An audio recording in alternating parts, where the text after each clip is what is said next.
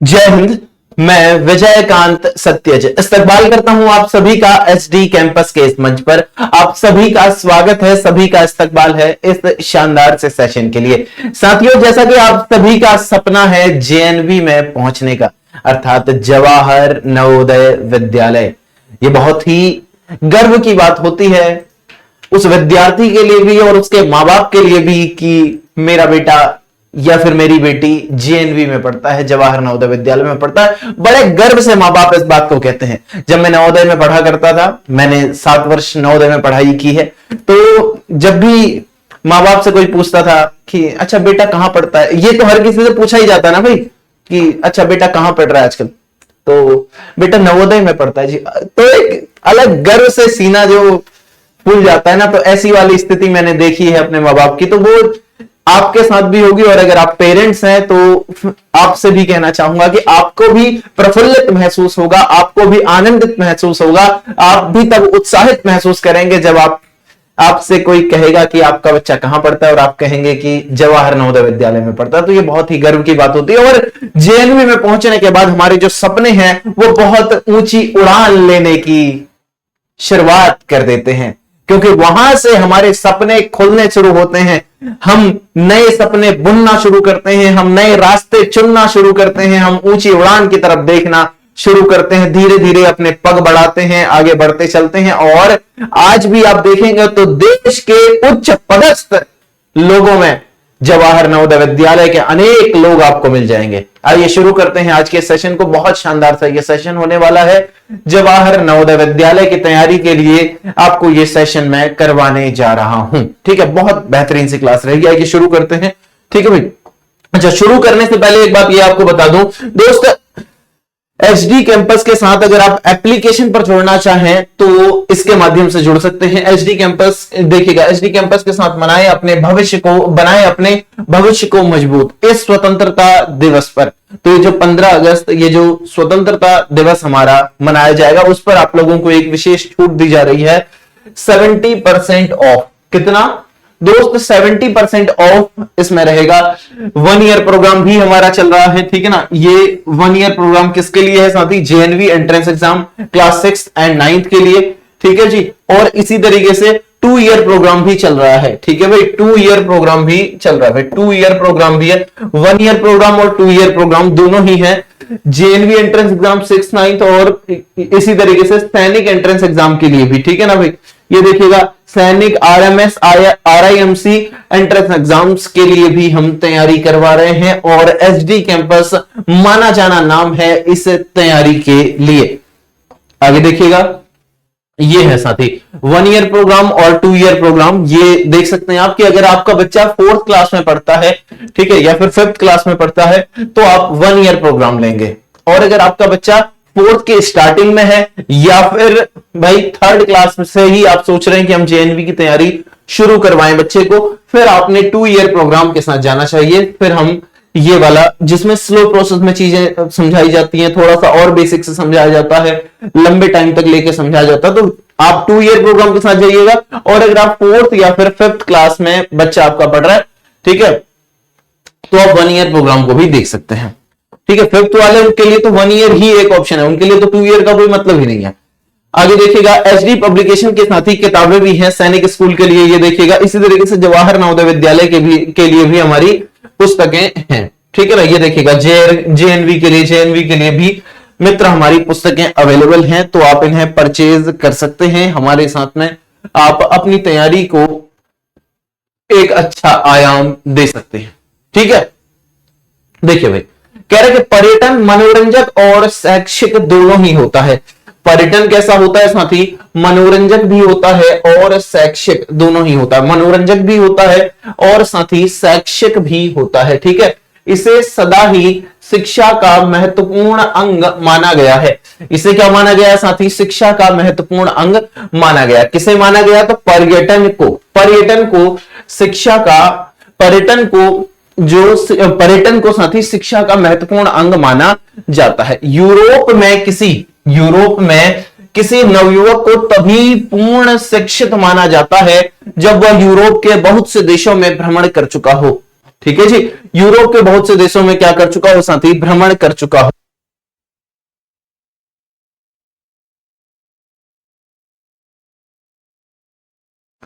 ठीक है कि यूरोप के साथी बहुत से देशों में वो भ्रमण कर चुका हो। जब वह यूरोप के, तो आगे देखिएगा, कह रहा है कि प्राचीन भारत में भी हमारे ऋषि पर्यटन के महान मूल्य को समझते थे। प्राचीन भारत में क्या होता था कि प्राचीन भारत में भी हमारे ऋषि पर्यटन के महान मूल्यों को समझते थे। उन्होंने इसे सबका पवित्र कार्य बना दिया कि वे भारत के विभिन्न भागों में स्थित तीर्थ स्थानों में घूमे। तीर्थ स्थानों में घूमने को क्या बना दिया गया, तीर्थ स्थानों में घूमने को ही एक रिवाज बना दिया गया कि आप सभी तीर्थ स्थानों में घूमेंगे और इसे पवित्र माना जाने लगा। ठीक है जी। कह रहा इससे भारतीयों में एकता की भावना को प्रोत्साहन मिला। इससे भारतीयों में किस भावना को प्रोत्साहन मिला साथी, एकता की भावना को, कि हम सब एक हैं, हम सब एक हैं, इस भावना को प्रोत्साहन मिला। आगे देखिएगा, इस पर आधारित प्रश्नों को हल करते हैं। कह रहे यदि कोई वास्तविक शिक्षा पाना चाहे तो उसके लिए डैश करना महत्वपूर्ण है। पहला प्रश्न है, बताइएगा, यदि कोई वास्तविक शिक्षा पाना चाहे तो उसके लिए अध्ययन करना, कार्य करना, पर्यटन करना या फिर ध्यान करना क्या महत्वपूर्ण है साथी? पहला प्रश्न बोलिएगा। यदि कोई वास्तविक शिक्षा पाना चाहे तो उसके लिए पर्यटन करना यानी कि घूमना बहुत जरूरी है। घूमना क्या है साथी, बहुत जरूरी है। ठीक है ना, घूमना साथी बहुत जरूरी। यदि कोई वास्तविक शिक्षा पाना चाहे तो उसे घूमना है, क्योंकि जब हम घूमेंगे हम नदियां देखेंगे, हम पहाड़ देखेंगे, हम पठार देखेंगे, हम फैक्ट्रियां देखेंगे, हम अलग अलग शहर देखेंगे, तो हम बहुत कुछ सीखेंगे। किताबों की शिक्षा अलग है, लेकिन आंखों देखी शिक्षा एक अलग है साथी। ठीक है, हम समाज को देखेंगे, समाज का अध्ययन करेंगे। अगला प्रश्न देखिएगा, निम्नलिखित में से कौन सा शब्द मनोरंजक का समानार्थी है? मनोरंजक का समानार्थी शब्द कौन सा है, बताइएगा। प्रश्न संख्या 2 बोले भाई। मनोरंजक का समानार्थी शैक्षिक है, मनभावन है, थकाने वाला है या फिर दृश्यावलोकन है? बोलिए, मनोरंजक का समानार्थी शब्द क्या होता है साथी? मनोरंजक, मनोरंजक। क्या मनोरंजक को हम शैक्षिक कहेंगे? नहीं जी। कह रहा मन भावन। जी हां, बहुत बढ़िया। मनोरंजक क्या होता है साथी? मन भावन। मनोरंजक को क्या कह सकते हैं? मन भावन कह सकते हैं। विकल्प संख्या बी इसका सही है। आगे बढ़िएगा, अगला प्रश्न है आप लोगों के लिए। कह रहा है कि तीसरा प्रश्न देखिएगा, डैश स्थानों की यात्रा करना प्राचीन भारत में पवित्र समझा जाता था।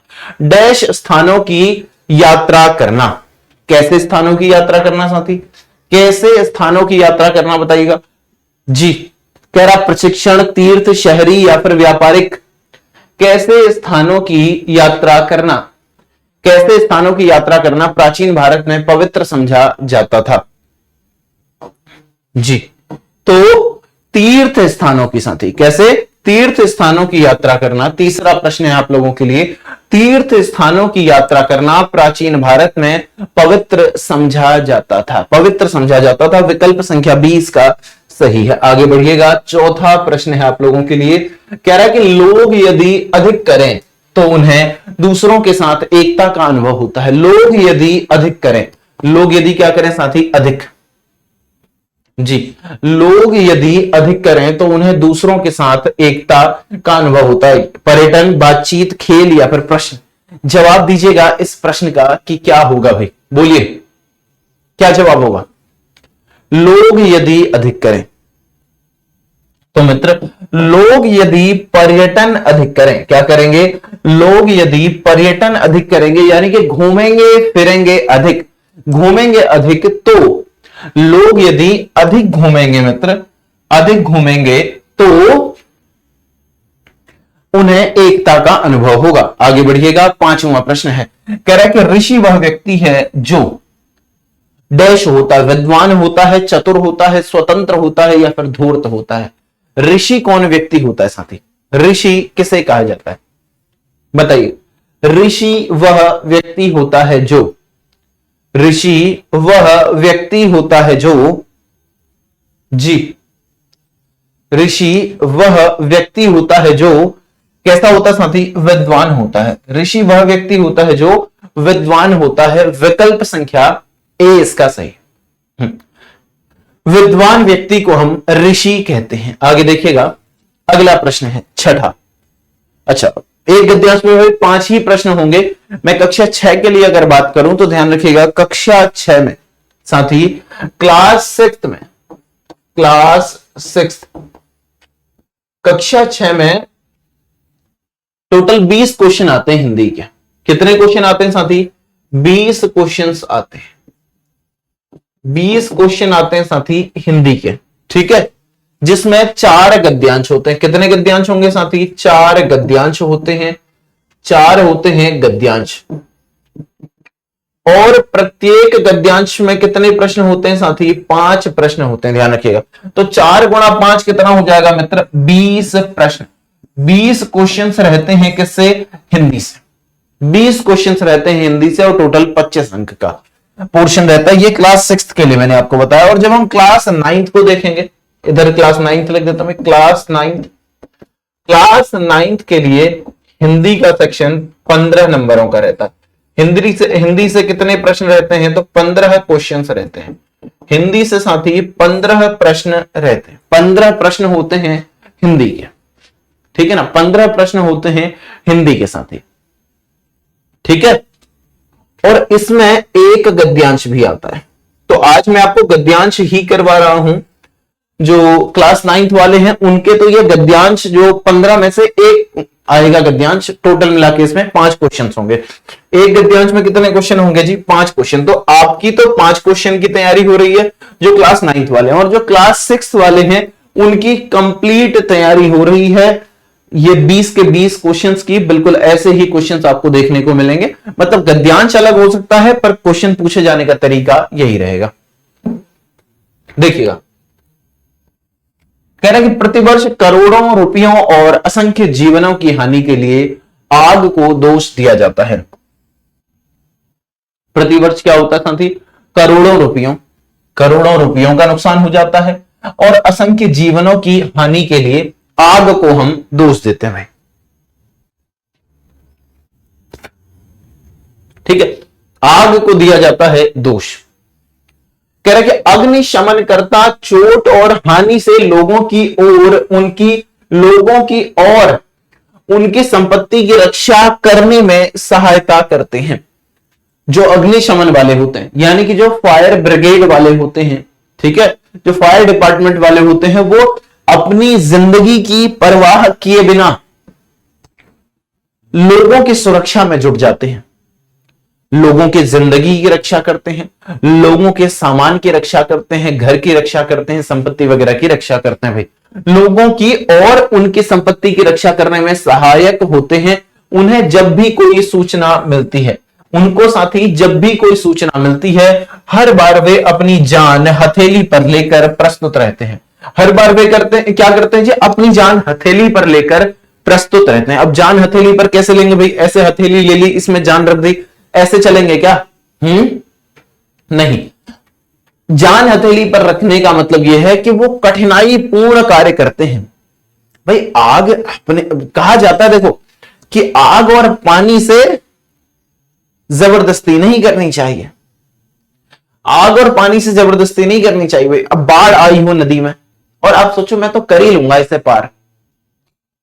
भाई पानी के साथ जबरदस्ती नहीं, पानी बहा ले जाएगा, तुम्हें पता भी नहीं लगेगा और जीवन कब समाप्त हो गया।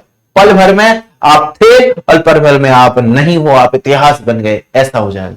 इसी तरीके से आग, आप लोगों ने बहुत सारी घटनाएं सुनी होंगी कि अरे फलाना फलाना व्यक्ति ऐसा हो गया, जल गया। कई बार घरों में आग लग जाती है, दुकानों में आग लग जाती है, शॉपिंग मॉल्स में आग लग जाती है। तो वही है साथी जी। तो उन्हें जब भी कोई सूचना मिलती है तब वो अपनी जान हथेली पर लेकर प्रस्तुत रहते हैं। जब भी काम पर हो तो अग्निशमनकर्ता को किसी भी आपदा से के घटित होने पर कुछ ही मिनटों में तैयार होकर प्रस्तुत होना होता है। जब भी कोई घटना हो जाती है तो उन्हें तुरंत प्रस्तुत होना होगा। भाई ऐसा तो नहीं है ना कि उन्हें पता चल गया, अब वो कहेंगे ठीक है मैं 1 घंटे में आ रहा हूं, कि कल आ जाएंगे भाई। अभी तो टाइम नहीं है, 1 हफ्ते बाद आएंगे। 1 हफ्ते बाद आके क्या करोगे भाई? आग तो बुझ जाएगी तब तक, और सब कुछ तहस नहस कर देगी, सब कुछ स्वाहा हो जाएगा। 1 हफ्ते बाद आने का कोई मतलब नहीं है ना इसमें। जी देखिएगा, कह रहे कि प्रत्येक अग्निकांड के स्थल पर एक वरिष्ठ अधिकारी नियंत्रण संभालता है। प्रत्येक अग्निकांड, जहां भी अग्निकांड होता है, जहां भी आग लग जाती है, उस स्थल पर एक वरिष्ठ अधिकारी नियंत्रण संभालता है। एक वरिष्ठ अधिकारी क्या करता है साथी? वहां सारी चीजों को संभालता है, ठीक है ना। और घटनास्थल पर मौजूद सभी लोगों को काम का आदेश देता है। घटनास्थल पर जो भी लोग मौजूद रहेंगे, उन्हें काम का क्या देगा? वो आदेश देगा साथी, ठीक है ना। कुछ अग्निशमन करता हौज पाइप को पानी के नलकों से जोड़ते हैं। क्या करते हैं जी? ये हौज पाइप को पानी के नलकों से जोड़ देते हैं, ठीक है ना। अन्य लोग हौजों तक पानी भेजने के लिए हाथों से पंप चलाते हैं। अग्निशमनकर्ताओं के दल ऊंची जगहों तक पहुंचने के लिए सीढ़ियों का भी उपयोग करते हैं। अब भाई तीसरे फ्लोर में आग लगी हो, नीचे से नहीं जा सकते भाई, क्योंकि नीचे डेंजर है, वहां से नहीं जा सकते, डायरेक्ट घुसेंगे तीसरे फ्लोर पे। अब कैसे तीसरे फ्लोर पे भाई? ऐसा तो है नहीं कि वो हनुमान जी हैं उड़ के चले जाएंगे। तो सीढ़ी, ऊंची ऊंची सीढ़ियां लगाते हैं और उससे डायरेक्ट 3rd फ्लोर पर, डायरेक्ट 4th फ्लोर पर, कभी कभी 24वीं मंजिल पर आग लग जाती है, 25वीं मंजिल पर आग लग जाती है। तो उन सब के लिए फिर उस हिसाब से उपाय किए जाते हैं, ठीक है। नॉर्मली 4th-5वीं मंजिल तक जो अधिकतर घर आपको मिलेंगे वो 5वीं-6वीं मंजिल तक मिलेंगे। तो मैं उस हिसाब से बात कर रहा हूं। हाँ, ऊपर की मंजिलों में आग लग जाएगी तो उस हिसाब से व्यवस्था होगी। कुल मिलाकर सीढ़ियों का ये उपयोग करते हैं ऊंची ऊंची जगहों पर पहुंचने के लिए। आइए 6ठा प्रश्न है, इसका उत्तर देखते हैं क्या होगा कि अग्निशमनकर्ताओं के बारे में क्या सत्य नहीं है। इनके बारे में क्या सत्य नहीं है साथी? बोलिएगा जी। कह रहा है कि वे बहादुर होते हैं। वे क्या होते हैं जी? बहादुर होते हैं। वे प्रायः अपने जीवन को खतरे में डालते हैं। वे अपने जीवन पर कभी कोई संकट नहीं आने देते और उन्हें उच्च प्रशिक्षण मिला होता है। जवाब दीजिएगा जी। अग्निशमनकर्ताओं के बारे में क्या सत्य नहीं है? वे बहादुर होते हैं साथी। वे क्या होते हैं? बहादुर होते हैं। क्या ये सत्य बात है? जी नहीं।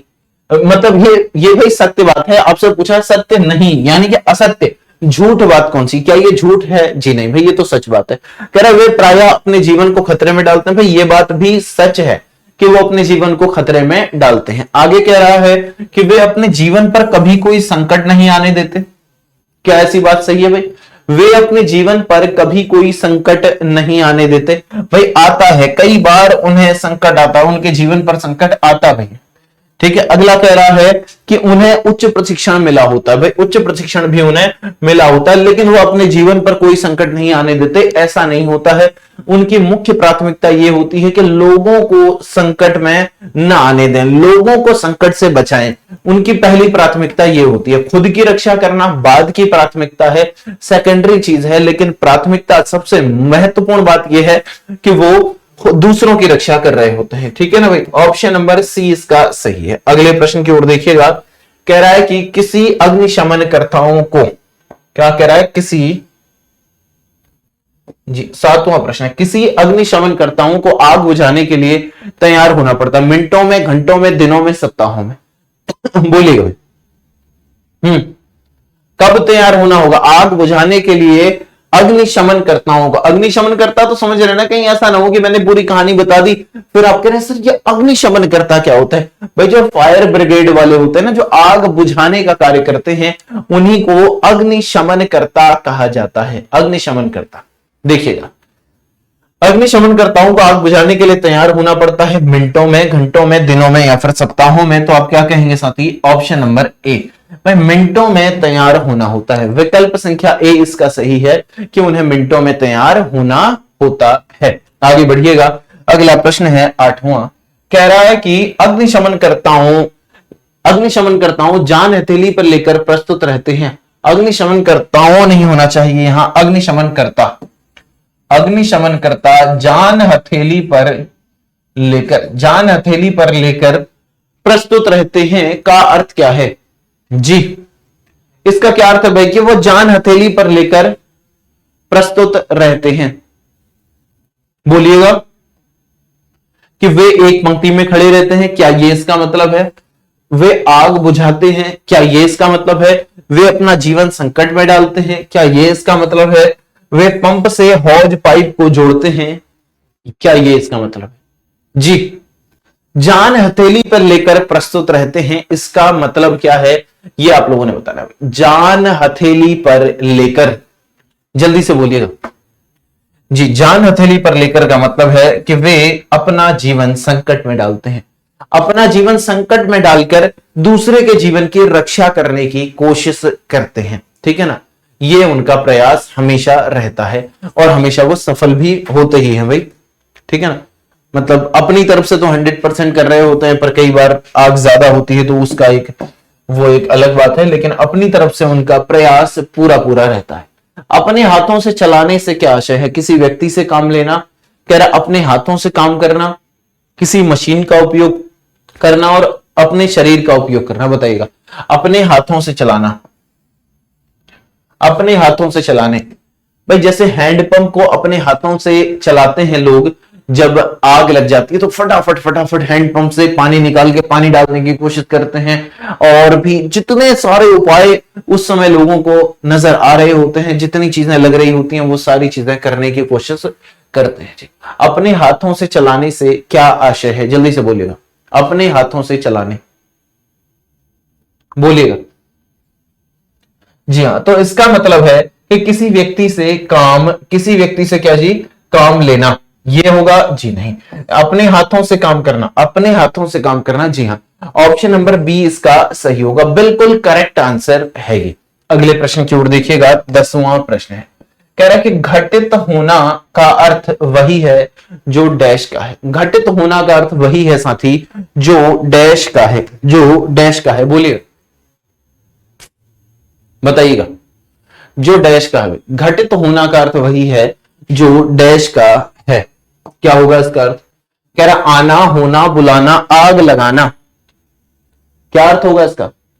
घटित होना, आना होगा जी नहीं, होना जी हाँ, होना इसका अर्थ हो जाएगा साथी। घटित होना का मतलब होगा ऐसा होना। विकल्प संख्या बी इसका सही है, ऑप्शन नंबर बी वाला इसका करेक्ट है साथी। आगे बढ़िएगा, अगला प्रश्न है, ठीक है ना। अगले गद्यांश की ओर चलेंगे, फिर इस पर आधारित प्रश्नों को हल करेंगे। अब तक हम 10 प्रश्नों को हल कर चुके हैं, या फिर कहें कि 2 गद्यांश अब तक हम पढ़ चुके हैं, ठीक है जी। 2 गद्यांश अब तक हमने पढ़ लिए हैं, 2 गद्यांश हमने कर लिए हैं। तीसरे गद्यांश को पढ़ना शुरू करते हैं। यहां तक सारे डाउट आप लोगों के क्लियर हो रहे होंगे, ऐसी मैं आशा करता हूं। अगर कोई भी डाउट रह रहा हो तो आप लोग पूछ सकते हैं कमेंट सेक्शन में, ठीक है। कमेंट में बता दीजिएगा, मैं जरूर उसका उत्तर आप लोगों को दूंगा कमेंट सेक्शन में ही, तो आप लोग जरूर पूछ लीजिएगा। आइए अगले गद्यांश की ओर चलते हैं। कह रहा हेमा अपने बिस्तर पर लेटी, हेमा अपने बिस्तर पर लेटी अपने कमरे के छत पर लगे तारों को एकटक देख रही थी। ध्यान से पढ़िएगा, समझने की कोशिश कीजिएगा। हेमा अपने बिस्तर पर लेटी अपने कमरे की छत पर लगे तारों को एकटक देख रही थी साथी। तारों को क्या कर रही थी? तो एकटक देख रही थी। वह खिन्न थी क्योंकि कोई भी कपड़ा उस पर फिट नहीं लग रहा था।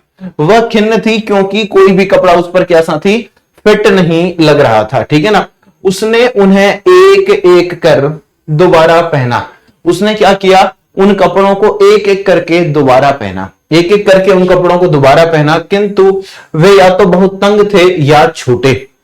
वे कपड़े या तो बहुत क्या थे साथी? तंग थे। वे कपड़े या तो बहुत तंग थे या फिर बहुत छोटे थे। एक अलमारी कपड़ों से भरी हुई, किंतु वह उनमें से एक भी नहीं पहन सकती थी। एक अलमारी क्या थी साथी? कपड़ों से भरी हुई थी, ठीक है ना। एक अलमारी साथी कपड़ों से भरी हुई थी, लेकिन वो उनमें से एक भी नहीं पहन सकती थी। अब क्या कारण था, क्यों नहीं पहन सकती थी? तब उसे एक विचार आया, तब उसको एक आइडिया आया भाई, तब उसको एक विचार आया। और क्या विचार आया? कि उसकी आंखों में चमक, उसकी आंखों में क्या आ गई साथी? चमक आ गई, ठीक है ना, चमक आ गई। कह रहा है कि वह मां के कमरे की ओर भागी, वह मां के कमरे की ओर भागी, और मां के कमरे की ओर जाके उसने क्या किया भाई? देखिए, मां के कमरे की ओर भागी, उसने कहा मां मुझे नए कपड़े चाहिए, मां मुझे नए कपड़े चाहिए, ठीक है ना। किंतु तभी जब मैं अपने सारे पुराने कपड़े दान कर दूं, मुझे नए कपड़े चाहिए लेकिन कब चाहिए, जब मैं अपने सारे पुराने कपड़े दान कर दूं, ठीक है ना, जब मैं अपने सारे पुराने कपड़े साथी दान कर दूं, ऐसा वो कह रही है। अब अधिक कपड़े संग्रह करने की आवश्यकता नहीं, अब अधिक कपड़े, अब ज्यादा कपड़े संग्रह करने की आवश्यकता नहीं है, जरूरत नहीं है। कह रहा है कि आगे जो है कि उसकी मां मुस्कुराई और उसे गले से लगा लिया। उसकी लड़की दयालु थी, उसकी लड़की कैसी थी साथी, दयालु थी, दयालु थी ना भाई, हेल्प कर रही है ना वो लोगों की, वो अपने पुराने कपड़े लोगों को दे देना चाहती है कि वो उसे फिट नहीं आ रहे हैं, उसके लिए अब वो ठीक नहीं है, लेकिन किसी के तो काम आ जाएंगे। आप लोग जानते हैं कि हमारे देश में आज भी बहुत हद तक गरीबी है, आपको पहनने के लिए कपड़े मिल रहे हैं, आप पेट भर खाना खा रहे हैं, आप जो चाहें वो खा रहे हैं, लेकिन मित्र, जो आपका पड़ोसी हो सकता है या फिर अन्य अन्य शहरों में बहुत सारे ऐसे लोग हैं कि जिन्हें पेट भर खाने को नहीं मिल रहा है, वो आपकी तरह स्कूल नहीं जा पा रहे हैं, आपको स्कूल जाने का सौभाग्य मिला है, उन्हें नहीं मिल रहा है ये स्कूल जाने का सौभाग्य, ठीक है ना। तो वो दयालु है, इन सभी की मदद कर रही है। आगे देखिएगा, आईएएस पर आधारित प्रश्नों को हल करते हैं। 11वां प्रश्न है, कह रहा हेमा अपने बिस्तर पर लेटी थी क्योंकि वह, हेमा अपने बिस्तर पर लेटी थी क्योंकि वह, जवाब दीजिएगा इसका जी। हेमा अपने बिस्तर पर लेटी थी क्योंकि वह थक गई थी, तारे देखना पसंद करती थी, सोच रही थी कि क्या पहना जाए, आलसी लड़की थी। बोलिएगा कौन सा इसका उत्तर होगा। हेमा अपने बिस्तर पर लेटी थी क्योंकि, जी क्या लिखा था यहां, हेमा अपने बिस्तर पर लेटी अपने कमरे की छत पर लगे तारों को एकटक देख रही थी, वह खिन्न थी क्योंकि कोई कपड़ा उस पर फिट नहीं लग रहा था। तो अल्टीमेटली वो ये सोच रही थी क्या पहने, उसने उन्हें एक एक कर दोबारा पहना, किंतु वे या तो तंग थे या छोटे, एक अलमारी कपड़ों से भरी हुई थी, इनमें से एक भी नहीं पहन सकती थी। तो अल्टीमेटली क्या था साथी, वो सोच रही थी कि क्या पहना जाए, आलसी नहीं थी भाई वो, ठीक है ना। तारे देखना पसंद था नहीं था, ऐसा यहां नहीं कहा गया है। अल्टीमेटली यहां ये बात है कि वो सोच रही थी क्या कि क्या पहना जाए, सोच रही थी कि क्या पहना जाए। आगे देखिएगा, अगला कह रहा है कि वह कोई भी कपड़ा नहीं पहन सकी क्योंकि, 12वां प्रश्न है, जवाब दीजिएगा, वह कोई भी कपड़ा नहीं पहन सकी क्यों,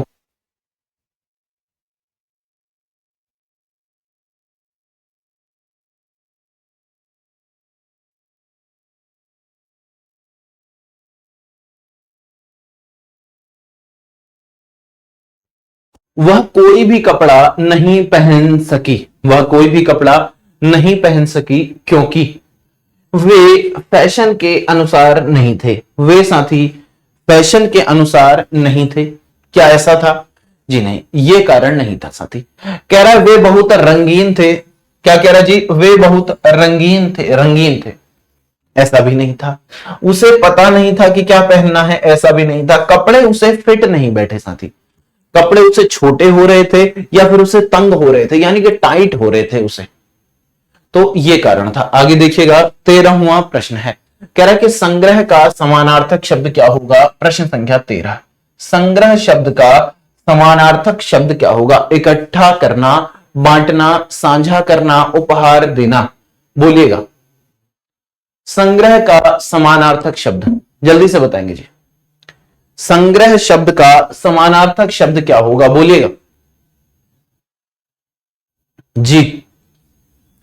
संग्रह शब्द का समानार्थक, इकट्ठा करना इसका समानार्थक होगा, बांटना होगा, साझा करना होगा, उपहार देना होगा। साथ ही इकट्ठा करना, संग्रह का मतलब क्या होता है, इकट्ठा करना होता है मित्र, इकट्ठा करना।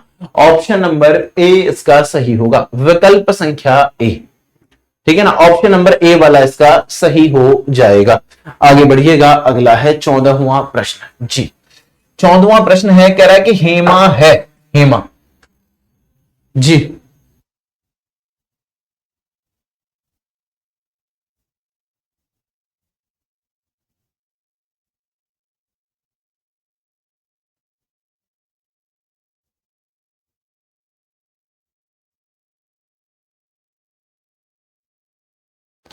जी, हेमा है, लालची है, दानी है, स्वार्थी है, कृपण है, बोलिएगा हेमा कैसी है जी?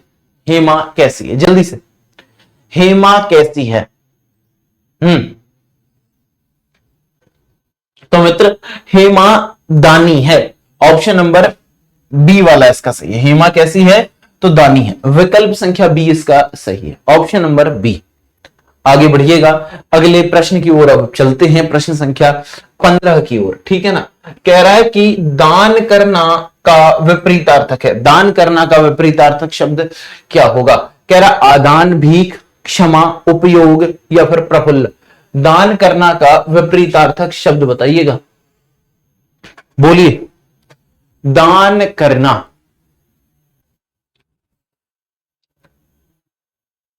दान करना का विपरीतार्थक पे, तो दान करने में हम किसी भी चीज को देते हैं, और इसका विपरीत क्या होगा? ले लेना।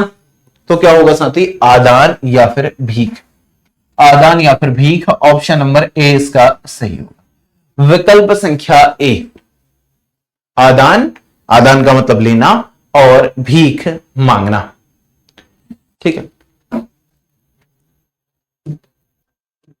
3 गद्यांश हम कर चुके हैं, चौथे गद्यांश की ओर अब प्रस्थान करते हैं, चौथे गद्यांश को करते हैं शुरू। प्रश्न ये गद्यांश संख्या 4, गद्यांश संख्या 4 को शुरू कर रहे हैं साथी, ठीक है। ध्यान से देखिएगा, कोई भी डाउट हो अब तक के सेशन में तो आप लोग पूछ सकते हैं कमेंट सेक्शन में जी, कोई भी डाउट हो तो पूछ लीजिएगा। कह रहा चुस्त और स्वस्थ रहने के लिए, चुस्त और स्वस्थ, एकदम फिट, कुल मिला के क्या है भाई, एकदम फिट अगर रहना हो, रहने के लिए आपको शारीरिक रूप से सक्रिय होने की आवश्यकता है, सक्रिय रहना आवश्यक है। जब आप चुस्त और स्वस्थ रहने के लिए क्या जरूरी है भाई? आपको शारीरिक रूप से आपको सक्रिय रहने की आवश्यकता है, आप लगातार कुछ ना कुछ करते रहें। आप लेजी हो जाएंगे तो अपने आप ही चुस्त नहीं रहेंगे और स्वस्थ भी आप नहीं रहेंगे। और आपके लिए भी जरूरी है, आप विद्यार्थी हैं साथी, कहा जाता है कि स्वस्थ शरीर में ही स्वस्थ मस्तिष्क निवास करता है। तो अगर आपकी बॉडी फिट रहेगी, अगर आपका शरीर स्वस्थ रहेगा, तो तभी क्या होगा मित्र, आप बेहतरीन पढ़ाई कर पाएंगे, आप सही उत्तर दे पाएंगे, आपकी स्ट्रेटजी सही होगी, आप लगातार मेहनत कर सकेंगे, ठीक है। पढ़ाई भी जरूरी है, खेलना कूदना भी जरूरी है, और आप जिस उम्र में हैं उस उम्र में शरारतें भी जरूरी हैं, लेकिन इन सभी का समुच्चय होना चाहिए। ऐसा नहीं हो कि आप बिल्कुल खेलें ही ना, आप सिर्फ पढ़ाई करते रहें, तो ये भी कोई फायदे का नहीं है भाई, इससे आपका विकास नहीं होगा। केवल किताबें किताबें किताबें किताबें, इससे विकास नहीं। और दूसरा कि आप कहें जी हम तो केवल खेलेंगे, किताबें पढ़ेंगे ही नहीं, तो दोस्त वैसे भी काम नहीं चलेगा, ठीक है। गेम्स भी जरूरी हैं और पढ़ाई भी जरूरी है, एक बेसिक लेवल तक आपको दोनों ही चीजें करनी होती हैं, ठीक है। आगे चल के आप बिल्कुल स्पोर्ट्स में ही चले जाएं तो वो अलग बात है, लेकिन उसके बावजूद भी पढ़ाई अभी करनी ही होती है जी। कह रहा है कि चुस्त और स्वस्थ रहने के लिए आपको शारीरिक रूप से सक्रिय रहना आवश्यक है। नियमित शारीरिक से भार बढ़ना, हृदय रोग, कैंसर, मानसिक रोग, मधुमेह और गठिया जैसे गंभीर रोगों से सुरक्षित रहते हैं। शारीरिक रूप से सक्रिय रहने से या फिर शारीरिक क्रियाओं से, नियमित अगर हम शारीरिक क्रियाएं करेंगे, शरीर से अगर हम काम करेंगे, लगातार कुछ ना कुछ करते रहेंगे, तो नियमित शारीरिक क्रियाओं से भार बढ़ना, भाई आपका भार नहीं बढ़ेगा, वजन आपका नहीं बढ़ेगा साथी, हृदय रोग नहीं होगा आपको, कैंसर नहीं होगा आपको, मानसिक रोग नहीं होंगे आपको, बाकी के मधुमेह नहीं होगा मित्र आपको, ठीक है, गठिया जैसे रोग नहीं होंगे आपको, जैसे गंभीर रोगों से सुरक्षित रहते हैं, ठीक है भाई। कह रहा है कि निष्क्रिय जीवन शैली से जुड़ी स्वास्थ्य समस्याओं के खतरे को कम करने के उपायों में सर्वश्रेष्ठ है नियमित रूप से साइकिल की सवारी करना। नियमित रूप से क्या करना साथी, साइकिल की सवारी करना। अगर हम साइकिल की सवारी करते हैं तो उससे भी हमारी बॉडी बहुत हद तक फिट रहती है। बहुत हद तक क्या भाई, साइकिल की सवारी, ये समझ लो कि अगर आप साइकिल चलाते हैं तो आपकी बॉडी फिट रहेगी। आप में से कितने लोग साइकिल चलाते हैं साथी, कमेंट सेक्शन में जरूर बताइएगा, ठीक है। लेकिन साइकिल चलानी है, उड़ानी नहीं है कि आप साइकिल उड़ा रहे हो, ड्रिफ्ट मार रहे हो, तो ऐसा वाला नहीं करना। ये सब पागलपन है भाई, ये नहीं करना। हाँ, साइकिल चलानी है बस। साइकिल चलाना स्वस्थ न्यून आघात वाला व्यायाम है। ये कैसा है साथी, न्यून आघात वाला व्यायाम है जिसका आनंद छोटे बच्चों से लेकर बड़ी उम्र के प्रौढ़ों तक सभी उठा सकते हैं। साइकिल चलाने में सभी को मजा आता है, छोटे छोटे बच्चों को भी साइकिल चलाने में मजा आता है। छोटे बच्चों की मैं बात कर रहा हूं तो भाई जो बिल्कुल छोटे हैं, जो 1.5-2 साल के भी हैं, 1 साल के भी हैं, वो भी साइकिल चलाना चाहते हैं। अब उनको फिर दूसरी वाली गाड़ी दी जाती है, उतनी सी की वो डब्बा सा दे दिया, उसको हल्का हल्का सा वो चला रहे हैं। बहुत छोटा बच्चा है तो फिर तो धक्का दे दे के थोड़ा सा चला रहे हैं, फिर थोड़ा सा रिमोट वाली उसको दे दी, पर हाँ चलाने का मन तो है। फिर वो जैसे ही थोड़ा सा बड़ा हुआ उसको चाहिए साइकिल। अब तो वो जो साइड के 2 पहिए भी लगे होते हैं ना, उनको भी हटवा देता वो कि ना इन्हें हटवा दो, ऐसे। तो आगे देखिए, बड़ी उम्र के प्रौढ़ों तक कभी सभी उठा सकते हैं, ठीक है ना भाई। इसका जो आनंद है, साइकिल चलाने का जो आनंद है, वो सभी उठा सकते हैं। यह आनंददायक, सस्ती होने के साथ साथ ये क्या है साथी, आनंददायक है और सस्ती भी है, ठीक है ना, सस्ती भी है। कह रहा है कि काम पर जाने या फिर दुकान पर जाने के लिए इसकी सवारी करना समय की सर्वाधिक बचत करने वाला उपाय है। अगर आप साइकिल से जा रहे हैं तो आपके समय की बचत भी होगी और आपकी बॉडी भी फिट रहेगी, ठीक है। इससे नियमित व्यायाम को दैनिक गतिविधियों से जोड़ा जा सकता है। नियमित जो हम व्यायाम करते हैं, नियमित व्यायाम को दैनिक गतिविधियों से जोड़ा जा सकता है। आवागमन, क्या साथी, आवागमन, मनोरंजन या खेल के लिए प्रतिदिन 1 अरब लोगों के द्वारा साइकिल का उपयोग किए जाने का अनुमान है। लगभग क्या साथी, 1 अरब लोग साइकिल का उपयोग करते होंगे, ऐसा अनुमान है। कह रहा भार घटाने के लिए साइकिल चलाना एक अच्छा उपाय है। भार घटाने के लिए साइकिल चलाना क्या है साथी, एक अच्छा उपाय है, एक बेहतर उपाय है। कह रहा है कि इससे मांसपेशियों का निर्माण होता है। इससे क्या होता है मित्र, मांसपेशियों का निर्माण होता है, ठीक है। और शरीर की वसा जलती है।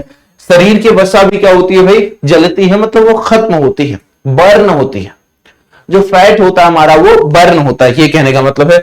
शोधों ने संकेत किया है कि प्रतिदिन आधे घंटे साइकिल चलाने से हम 1 वर्ष में कम से कम 5 किलो भार कम कर सकते हैं। हम 1 वर्ष में कितना कर सकते हैं साथी, 1 वर्ष में कम से कम 5 किलो भार कम कर सकते हैं, ये शोध बताते हैं। जो रिसर्च हैं वो इस बात को बता रही हैं। आगे देखिएगा, इस पर आधारित प्रश्नों को हल करते हैं। प्रश्न संख्या 16 है आप सभी के पास जी। कह रहा अनुच्छेद का मुख्य उद्देश्य हमें डैश के लाभ बताना है। किसके लाभ बताना है साथी, कह रहा स्वस्थ रहने के, साइकिल चलाने के, व्यायाम करने के, या फिर भार कम करने के, बोलेगा जी। अनुच्छेद का मुख्य उद्देश्य क्या है, किसके लाभ बताना साथी, किसके लाभ बताना मुख्य उद्देश्य है, तो बोलिएगा जी। अनुच्छेद का मुख्य उद्देश्य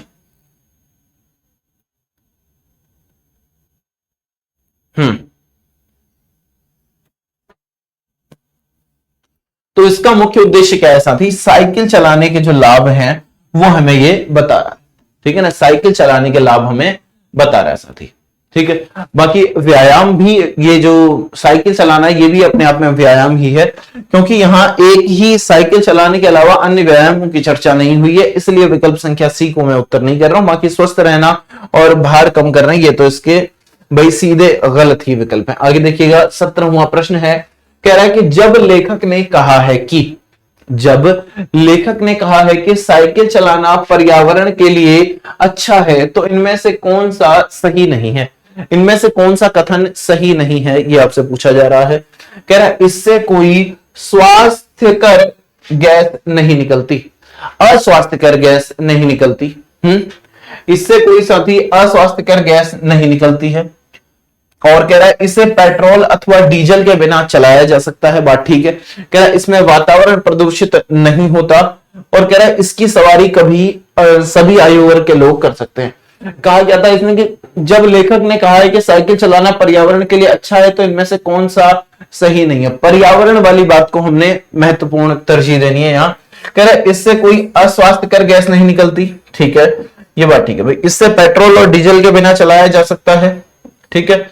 आगे कह रहा है इसमें वातावरण प्रदूषित नहीं होता, ये बात भी ठीक है। इसकी सवारी सभी आयु वर्ग के लोग कर सकते हैं, तो ऑप्शन नंबर डी इसका सही है, इसका उत्तर होगा साथी। हालांकि इसकी सवारी सभी आयु वर्ग के लोग कर सकते हैं, ये बात बिल्कुल सही है, लेकिन पर्यावरण के लिए ये सही है, इसमें कोई ऐसा खास मतलब नहीं है भाई कि वो जवानों के लिए भी, बूढ़ों के लिए भी, बच्चों के लिए भी, सभी के लिए साइकिल चलाना सही है, तो इससे पर्यावरण सुरक्षित हो जाएगा क्या? ऐसा तो नहीं है। अगला देखिएगा, 18वां प्रश्न है, प्रश्न संख्या 18 जी। कह रहा है कि निष्क्रिय शब्द का विपरीतार्थी शब्द क्या होगा? निष्क्रिय शब्द है, निष्क्रिय, बोलिएगा कि निष्क्रिय शब्द का विपरीतार्थी क्या होगा? सक्रिय होगा, आलसी होगा, बेकार होगा, या फिर काम से जुड़ा होगा? 18वां प्रश्न है, बोलिएगा भाई, जवाब दीजिएगा इसका। प्रश्न संख्या 18, निष्क्रिय शब्द का विपरीतार्थी। निष्क्रिय क्या हो जाएगा साथी? सक्रिय इसका विपरीतार्थी होगा। ऑप्शन नंबर ए इसका सही है, विकल्प संख्या ए। निष्क्रिय का विपरीतार्थी क्या होगा? तो सक्रिय होगा। निष्क्रिय का विपरीतार्थी सक्रिय होगा। अगला है 19वां, कह रहा है कि न्यून आघात वाला व्यायाम वह है। न्यून आघात वाला व्यायाम वह है जो थकाए नहीं, जिस पर अधिक व्यय न आए, जो कार्य कुशल न हो और जो उबाऊ न हो। 19वां प्रश्न है, बताइएगा जी, जवाब देंगे भाई। न्यून आघात, जो थकाए नहीं, जिस पर अधिक व्यय न आए, और जो कार्य कुशल न हो और जो उबाऊ न हो। न्यून आघात, जल्दी से बोलिएगा।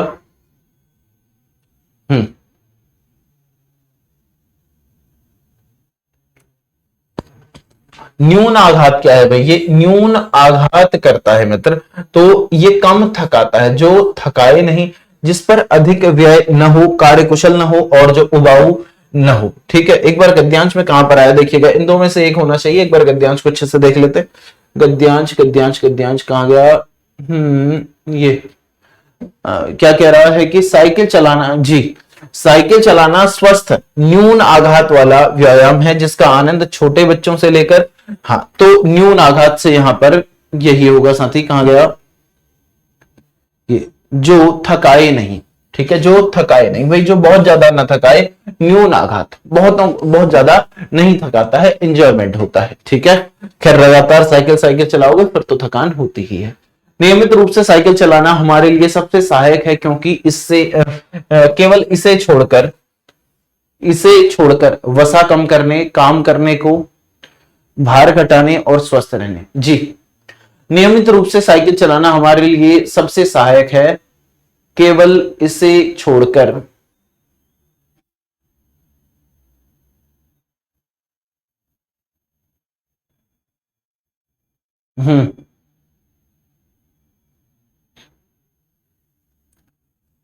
कुछ वाक्य में गड़बड़ लग रही है। नियमित रूप से साइकिल चलाना हमारे लिए सबसे सहायक है, केवल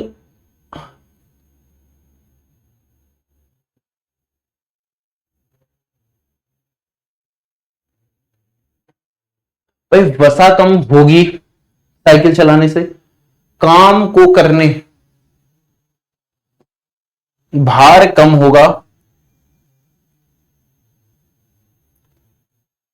नियमित रूप से साइकिल चलाना स्वस्थ रहने थोड़ा सा ना, देखो क्वेश्चन ठीक है, क्वेश्चन में खास मिस्टेक नहीं है, पर इसकी जो लैंग्वेज है उसमें थोड़ी गड़बड़ हो रही है, इसमें इसके लैंग्वेज में थोड़ी गड़बड़ हो रही है, इसलिए इस क्वेश्चन को छोड़ देंगे।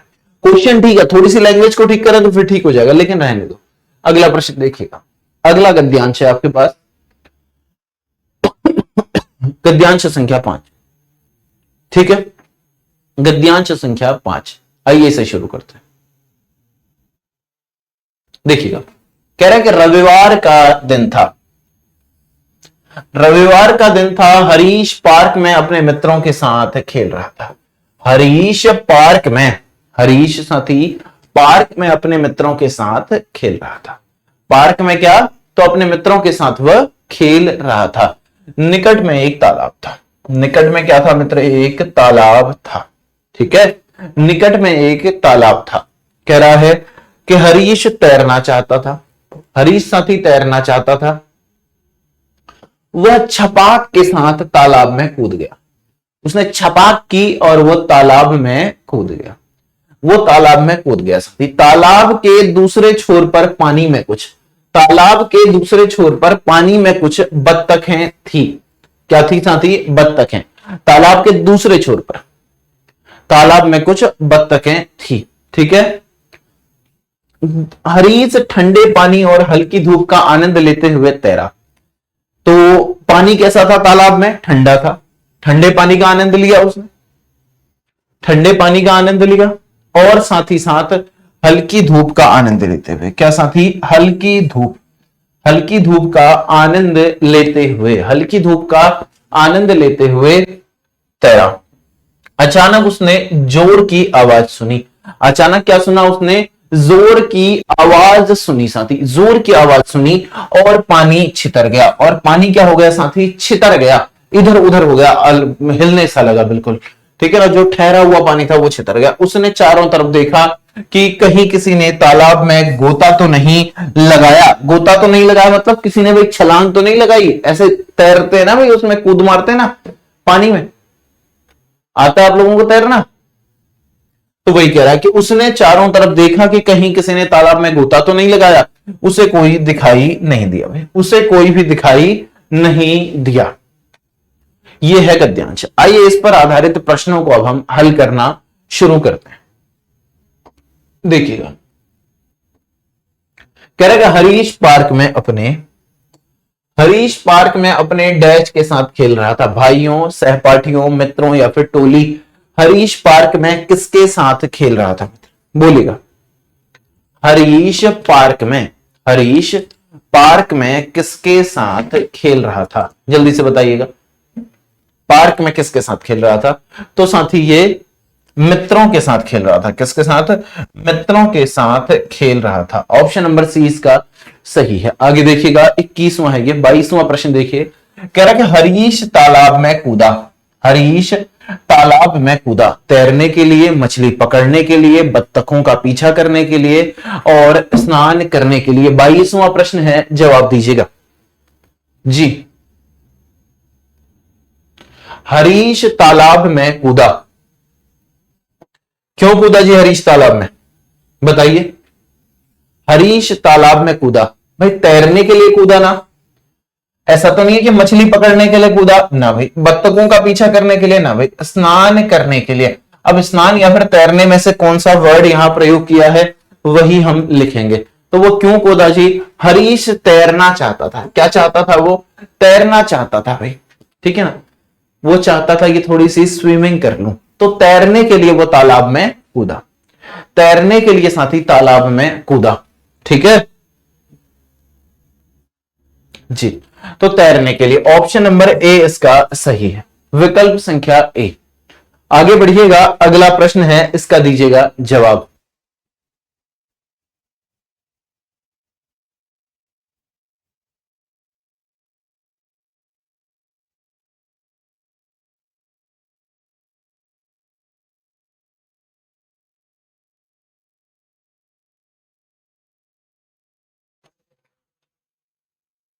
जी 23वां प्रश्न है, मौसम डैश था, मौसम डैश था, बहुत गर्म, थोड़ा गर्म, बहुत ठंडा, ठंडा और वर्षा वाला।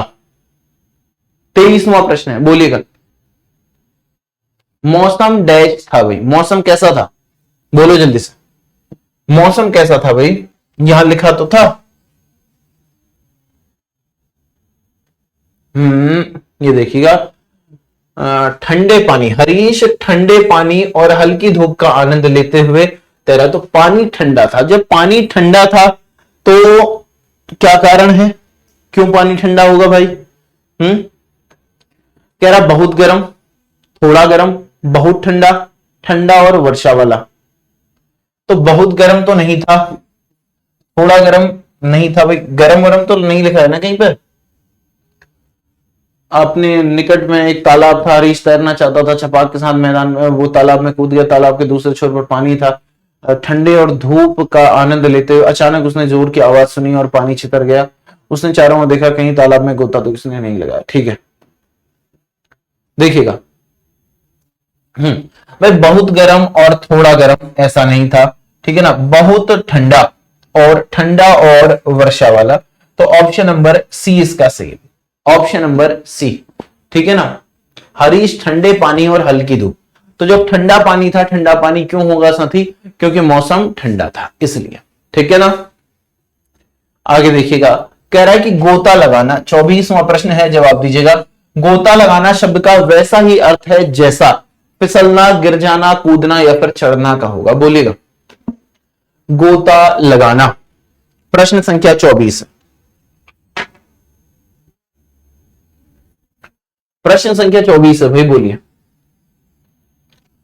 फिसलना, गिर जाना, कूदना या फिर चढ़ना, तो ऑप्शन नंबर सी इसका सही होगा, विकल्प संख्या सी, कूदना।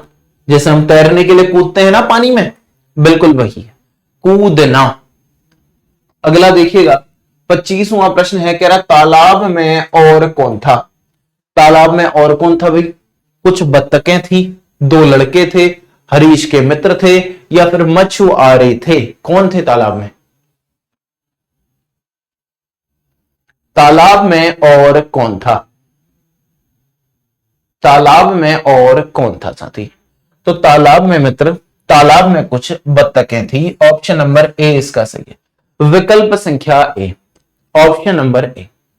25वां प्रश्न, 26वें प्रश्न की ओर देखिएगा। अच्छा, 26वें प्रश्न को देखने के लिए हमें इस गद्यांश से होकर चलना होगा, इस गद्यांश को समझेंगे, ये अंतिम गद्यांश रहेगा आज की कक्षा का, फिर हम आज की क्लास को यहीं पर विराम भी देंगे, ठीक है। कह रहा सांप रेंगने वाले कहे जाने वाले प्राणियों की श्रेणी में आते हैं। सांप किन में आते हैं साथी? रेंगने वाले कहे जाने वाले प्राणी, ये सरीसृप होते हैं, सरीसृप, सरीसृप इन्हें कहा जाता है। ये रेंग रेंग के चलते हैं, सांप ऐसे ऐसे ऐसे ऐसे चलता है ना भैया, शरीर के बल, एकदम छाती के बल चलता है। उरग भी कहा जाता है सांप को, क्योंकि वो छाती के बल चलता है, इसीलिए।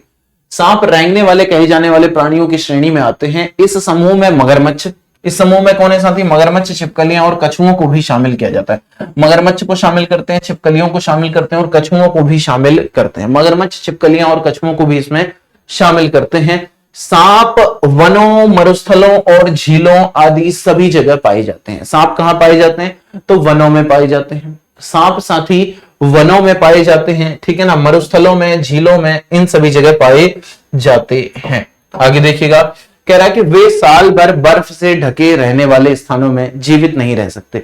वे साल भर साथी, वे साल भर बर्फ से ढके रहने वाले स्थानों में जीवित नहीं रह सकते हैं। सांपों की दृष्टि बहुत कमजोर होती है। सांपों की जो दृष्टि है, सांपों की जो नजर है, वो बहुत ही कमजोर होती है, वो बहुत कम देख पाते हैं, ठीक है ना, सांप बहुत ही कम देख पाते हैं साथी।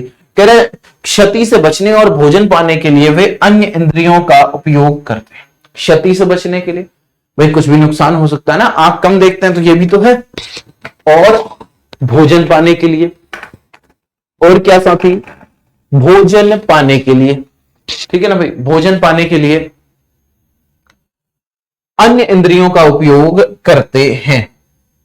अब देखिएगा, आगे कह रहा है कि कुछ सांप अपनी नाक से सूंघते हैं, कुछ सांप कैसे सूंघते हैं साथी, अपनी नाक से सूंघते हैं, नाक से ये सूंघते हैं, और पर अधिकतर वे जीभ से सूंघते हैं। पर अधिकतर वो कैसे आभास करते हैं, वे कैसे उन्हें पता लगता है, तो जीभ से। वो बार बार जीभ निकालते हैं ना भाई, सांप ऐसे ऐसे जीभ निकालते हैं, अपनी दो जीभ से निकलती है उनकी, बार बार ऐसे निकालते हैं, तो उससे उन्हें पता चलता है।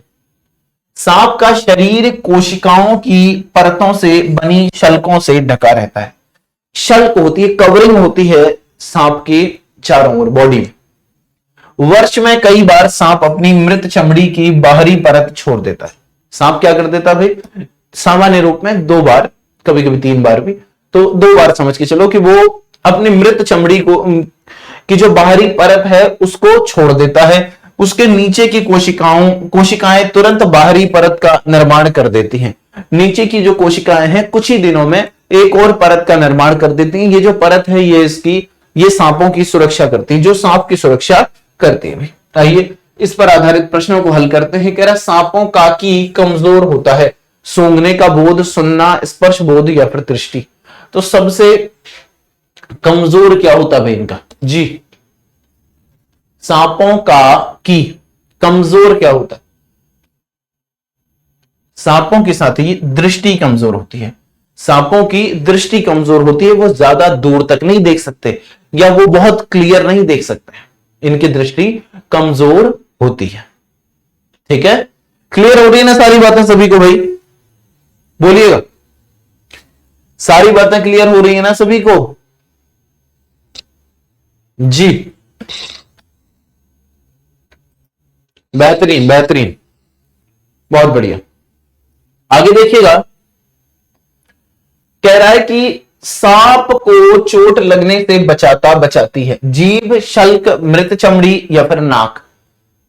जी सांप को चोट लगने से क्या बचाता है, देखिएगा सांप की क्या सुरक्षा करता है, सांप की सुरक्षा करती है, कौन करती है भाई, सांप की जो बाहरी परत होती है। ठीक है ना, वर्ष में कई बार सांप अपनी मृत चमड़ी की बाहरी परत छोड़ देता, मृत चमड़ी की बाहरी परत छोड़ देता है भाई। ठीक है ना, तो सांप की सुरक्षा क्या करती है भाई, और ये जो शल्क ये कैसे बनी होती है, शल्कों से ढका रहता है। सांप का शरीर कोशिकाओं की शल्कों से ढका रहता है। वर्ष में कई बार सांप अपनी चमड़ी की बाहरी परत छोड़ देता है। ये देखिएगा, तो किससे, सांप को चोट लगने से बचाता है या फिर बचाती है, क्या बचाती है साथी, जो शल्क लगी होती हैं वो उसे बचाती है, शल्क। ठीक है ना, आगे देखिएगा 28वां प्रश्न है, कह रहा है सांपों को कहा जाता है, छिपकली कहते हैं, शल्क कहते हैं, रेंगने वाला कहते हैं या फिर कछुआ कहते हैं। सांपों को क्या कहा जाता है, सांपों को क्या कहा जाएगा, जल्दी से बोलिएगा जी, सांपों को क्या कहा जाता है, सांपों को क्या कहा जाता है। तो मित्र सांपों को हम क्या कहते हैं, सांपों को हम क्या कहते हैं मित्र, जी रेंगने वाला कहते हैं। ऑप्शन नंबर सी इसका सही है, सांपों को रेंगने वाला कहा जाता है, रेंगने वाला। ठीक है ना, आगे बढ़िएगा, अगला प्रश्न है 29वां प्रश्न है, कह रहा है कि सांप कहां जीवित नहीं रह सकते हैं, बर्फ से जमे स्थानों में, मरुस्थलों में, वनों में या फिर झीलों में। सांप कहां जीवित नहीं रह सकते भाई, यहां कहीं बताया भी होगा इसका, जी सांप वनों, मरुस्थलों और झीलों आदि सभी जगह पाए जाते हैं। वे साल भर बर्फ से ढके रहने वाले स्थानों में जीवित नहीं रह सकते। तो ऐसे स्थान जहां बर्फ ढकी रहे, बर्फ की चादरें बिछी रहे हमेशा, वहां सांप नहीं रह सकते हैं, वहां सांप नहीं रह सकते हैं। तो देखिएगा बर्फ से जमे स्थानों में, ऑप्शन नंबर ए इसका सही है। 29वां प्रश्न है, विकल्प संख्या ए सही होगा। ठीक है, आगे बढ़िएगा, अंतिम प्रश्न रहेगा आज की इस कक्षा का। इस कक्षा को फिर हम यहीं पर विराम देंगे। कह रहा है कि जीवित रहना शब्द का अभिप्राय क्या होगा, जीना, चलना, पलायन करना या फिर संबंधित होना। जीवित रहना, जल्दी से बोलिएगा, जीवित रहना शब्द का अर्थ क्या होता है, ये आपसे पूछ रहा है जी। जीवित रहना का अर्थ होगा साथी जीना, जीवित रहना का अर्थ क्या होता है मित्र? जीना। तो ऑप्शन नंबर ए इसका सही है, विकल्प संख्या ए, ऑप्शन नंबर ए। ठीक है ना, 30वां प्रश्न है, प्रश्न संख्या 30 है, विकल्प संख्या ए इसका सही है। ठीक है भाई, तो आज की क्लास हमारी यहीं पर समाप्त हो चुकी है। अगर आप एप्लीकेशन में हमसे जुड़ना चाहते हैं तो ये जो टेलीकॉलिंग नंबर आपको सामने दिख रहा है इस पर कॉल कर लीजिएगा। और अभी साथ ही स्पेशल डिस्काउंट भी चल रहा है, जिसके बारे में मैंने आपको बताया भी कि 70% ऑफ चल रहा है साथी। और इसमें भी अगर आपको भाई बेहतरीन डिस्काउंट चाहिए, एक और चीज आपके लिए मैं कर देता हूं, आप VK20 कूपन कोड लगा लेना, VK20 कूपन कोड लगा लेना, आपको और भी स्पेशल डिस्काउंट मिल जाएगा। जो ये छूट 70% की मिल रही है, इससे भी ज्यादा छूट आपको मिल जाएगी साथी। VK20 कूपन कोड आपने लगा लेना, VK20, VK20, VK20। ठीक है ना, तो इस कूपन कोड का आप लोग यूज कर सकते हैं, इसका आप लोग इस्तेमाल कर सकते हैं। ठीक है, क्लियर हो रही है सभी को ये बात? क्लियर हो रही है भाई सभी को इतनी बात? बाकी ये देख लीजिएगा, इसके अलावा आप 1 ईयर प्रोग्राम में भी जुड़ सकते हैं, आप 2 ईयर प्रोग्राम में भी जुड़ सकते हैं। क्लास 6 के लिए भी है और क्लास 9 के लिए भी। देखिएगा, क्लास 9 के लिए भी है, क्लास 6 के लिए भी है। ठीक है साथी जी, जेएनवी के लिए भी है, सैनिक स्कूल, आरएमएस, आरआईएमसी, इन सभी के लिए है साथी। तो आप लोग बेहतरीन तरीके से अपनी तैयारी कीजिए और एचडी कैंपस के साथ जुड़िए। जो आपका ये सपना है जेएनवी में पहुंचने का, ये जरूर साकार होगा। और जो विद्यार्थी सैनिक स्कूल में पहुंचना चाहते हैं तो वो उसके लिए मेहनत करें, आप वहां जरूर पहुंचेंगे साथी। ठीक है, कोर्स लेने के लिए आपने एचडी कैंपस एप्लीकेशन को डाउनलोड करना है या फिर ये जो टेलीकॉलिंग नंबर है इस पर कॉल कर लीजिएगा। और जो एक्स्ट्रा डिस्काउंट आपको चाहिए उसके लिए आप VK20, VK20, ये देखिएगा, VK20 कूपन कोड आप लगा लेंगे तो इसमें आपको छूट एक्स्ट्रा भी मिल जाएगी। ठीक है, तो इतना ही करते हैं आज के इस शानदार से, बेहतरीन से, जिंदाबाद सेशन में। आप लोग पढ़ते रहिए, रिवीजन करते रहिए, खुश रहिए, मस्त रहिए। धन्यवाद, जय हिंद।